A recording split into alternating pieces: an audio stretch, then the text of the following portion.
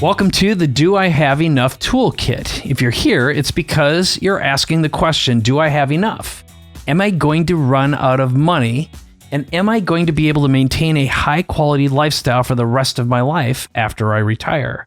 Now, if you feel as though you're paying too much in taxes, or you're overwhelmed with paperwork and documents and struggle with how your investments should be set up, or wondering if and when you should get in or out of the market, you're going to love this training. The Do I Have Enough Toolkit answers all the biggest questions that people have based on the experience of the Mokosak Advisory Group, who have been in business for over 26 years and worked with hundreds of families from all walks of life. By the time you finish the short program, it'll answer the most common questions about tax reduction, retirement, timing, and the strategies you need to get there. Some of the companion resources for this course include the Do I Have Enough book and the Retirement Readiness Scorecard. If you've read the book or gone through the scorecard, you'll get even more out of this program. And if you're a business owner and you're looking for a way to educate your employees, help them achieve their retirement dreams, and be a hero to them, make sure you contact the Mokosak Advisory Group, because they'll do lunch and learns, free educational programs, and make this training content, the books and scorecard, available to your team. Now, if you're a quick start and just want to get results now and connect with Frank and his team, head over to mokosakag.com. All right, I'm here right now with Frank Mokosak, the founder. Nice to be here with you today, sir. Hi, Mike. Thanks for having me. My pleasure. So I think the biggest thing that we can get out of the way right away is, what is the Mokosak Advisory Group and what is it that you do? Well, we're a wealth management firm. We've assembled a team of fact finders and follow through personality types because we really believe that our clients need a holistic approach. There's a lot of advisors out there that'll just be taking a look at their investments and not really taking a look at the entire financial picture. There's been times where we help clients determine whether a second home is appropriate and even help them with financing, for example. Right. And I know that you work with both individuals and businesses, and they come to you to make sure, first of all, they have enough money and take advantage of every tax break. And one of the things that you have is a step-by-step process that you walk your clients through. And we're going to go through that in a moment. We're also going to introduce your two team members, Ryan and Marty. But one of the things that I'd like to do just to get things rolling is begin with a real life case study, because that's the best way to relate. And you've got Rob and Carolyn. So what I'd like to do is have you just talk a little bit about them. That'll at least illustrate the type of person that you very typically work with, kind of a common case study, and the challenges that they deal with on a real life basis. Sure. Both busy professionals dedicated to their jobs and their children. Great savers. Rob, in fact, worked for a financial services company and began saving at an early age. Much to his dismay, his loyalty, investing in the financial service company that he's working for, didn't pan out very well for him. He later found out that the investments that he had chosen were very expensive and were causing him to pay enormous amounts in taxes every year. So it came to a boiling point, if you will, and he sought us out through a referral from another client of ours. And we sat down with Rob and Carolyn and had our discovery meeting. We found out a little bit more about them and began our process.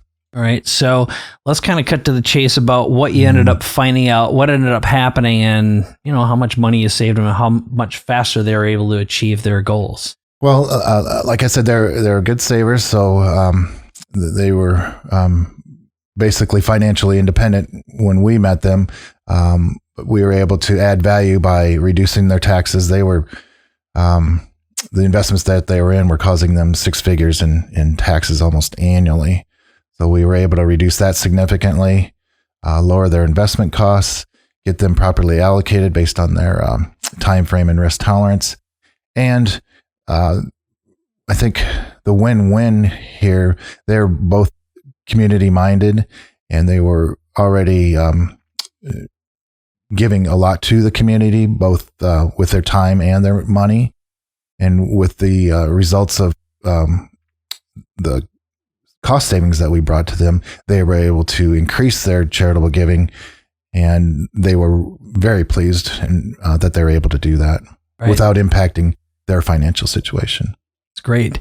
Now, the next thing we're going to do is just go through your financial process, what you call the 5 C's. And that'll give everyone who's watching this a sense of the structure that you have that consistently produces predictable results. And it'll also make everything else that's in this training make a lot of sense, especially when we start going through some of the nitty gritty with Ryan and Marty.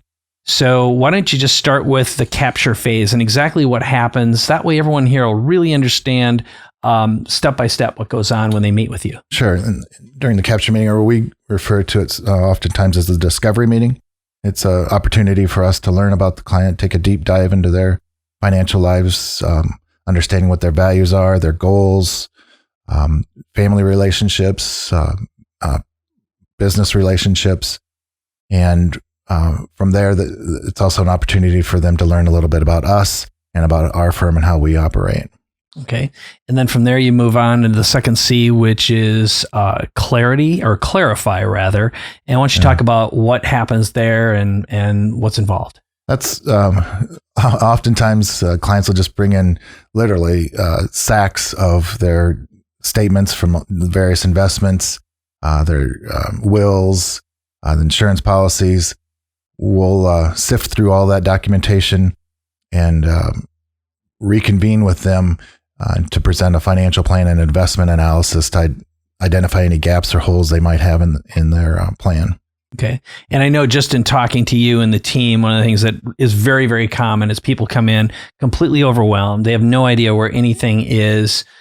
As you said, they come in with sacks or stacks of documents, and you'll find areas where they've been spending tons of money on taxes unnecessarily, or the investments they have aren't serving them, or they're penalizing them in a variety of ways as well. And that's a big part of what you guys do, is just get rid of that absolute overwhelm and confusion. Yep, it's very, very common to run into those scenarios, and it really does feel good for us to be able to clean that mess up for them. They're very appreciative. It's just it's a fun part of the job. Mm-hmm. Now, the third C is commit. Talk a little bit about what that's about and why that's there. Sure. After we've identified their gaps, we make suggestions or recommendations how they might improve their financial situation. Give them some time to consider those recommendations, reconvene for the commitment meeting, decide whether or not they're a right fit for us as a firm, and vice versa. And then both parties believe it's good to move forward, and we do just that. Right. And that really comes down to, at this point, you've developed the rapport, that trust, the confidence. They've seen your process. They see that, you guys really care. You've got an amazing team, a lot of experience, and you've really been there, done that. You've seen everything that can probably happen.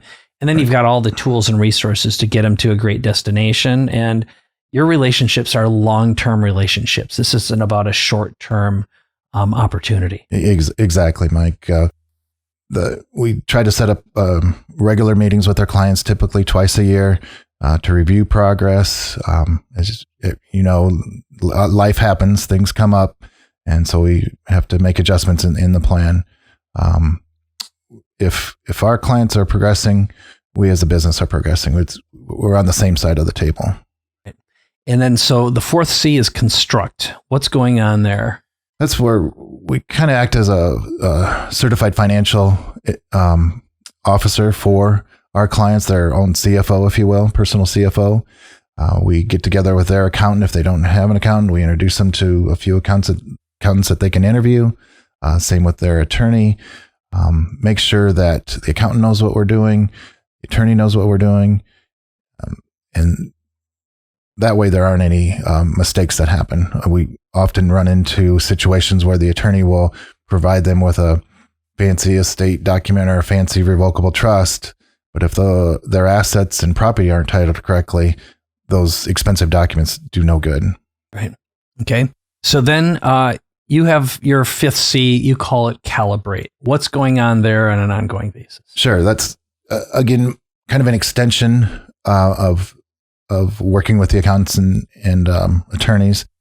making sure the I's are dotted and T's are crossed, making adjustments along the way. Very good. Okay. So what we're going to do now is we're going to go into another segment in a moment, but I'm going to share something with our viewers, and that is this.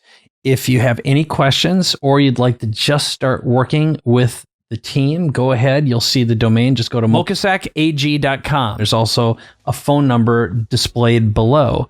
But what is important about these videos right now is Frank, due to compliance reasons, is not able to share really specific numbers, percentages in terms of what can happen for you. And that's why it's really important that you reach out to them and connect so that they can actually deliver a personalized solution for you.